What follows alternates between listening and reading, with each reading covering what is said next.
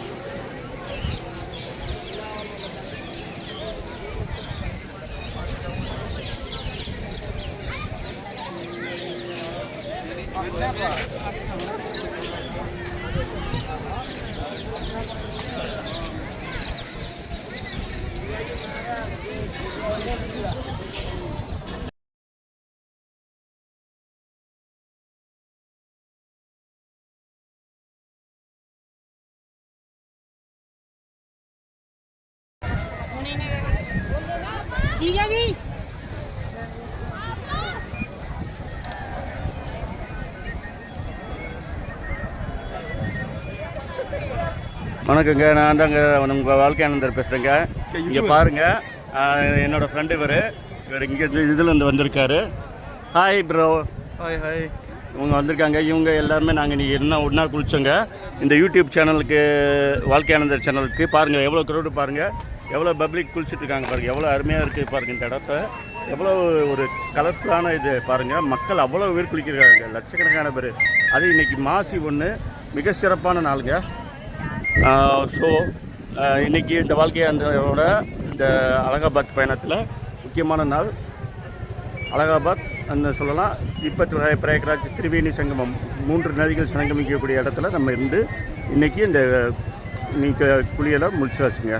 முதல் நாள் குளியலை முடிச்சுங்க. நன்றிங்க.